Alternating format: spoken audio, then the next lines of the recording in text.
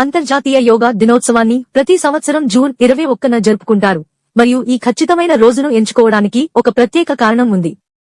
June 21నే ఎందుకు? ఇది వేసవి కాలం. ఉత్తర అర్ధగోళంలో ఇది సంవత్సరంలో పొడవైన రోజు. వేసవి కాలం యోగా మరియు భారతీయ ఆధ్యాత్మిక సంప్రదాయాలలో ప్రత్యేక ప్రాముఖ్యతను కలిగి ఉంది. యోగ విశ్వాసం ప్రకారం ఈ రోజున శివుడు ఆది యోగి తన శిష్యులైన సప్తఋషులకు 7 ఋషులు యోగాను ప్రసారం చేయడం ప్రారంభించారని చెబుతారు. ప్రతీకాత్మకంగా ఇది దక్షిణాయనానికి పరివర్తనను సూచిస్తుంది. ఇది ఆధ్యాత్మిక సాధనలకు సహాయక సమయంగా పరిగణించబడుతుంది.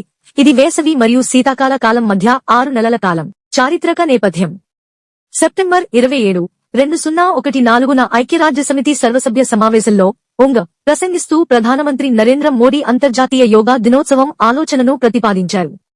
ఒంగ్ ఈ తీర్మానాన్ని ఏకగ్రీవంగా ఆమోదించింది. 177 దేశాలు దీనికి మద్దతు ఇచ్చాయి. ఇది ఇప్పటివరకు ఏ యుఎన్ తీర్మానానికైనా అత్యధిక సంఖ్యలో సహస్పాన్సర్లలో ఒకటి. మొదటి అంతర్జాతీయ యోగా దినోత్సవాన్ని జూన్ 21, 2015న జరుపుకున్నారు. యోగా దినోత్సవాన్ని జరుపుకోవడం యొక్క ఉద్దేశ్యం: యోగా సాధన వల్ల కలిగే అనేక ప్రయోజనాల గురించి అవగాహన పెంచడం, ఫిట్నెస్ కోసం మాత్రమే కాదు, మానసిక మరియు ఆధ్యాత్మిక శ్రేయస్సు కోసం, ఆరోగ్యం, శాంతి మరియు సామరస్యాన్ని ప్రోత్సహించే సాధారణ అభ్యాసం ద్వారా ప్రపంచాన్ని ఏకం చేయడం. మీరు కోరుకుంటే ఈ సమాధానం యొక్క చిన్న తెలుగు వెర్షన్ను కూడా నేను మీకు ఇవ్వగలను.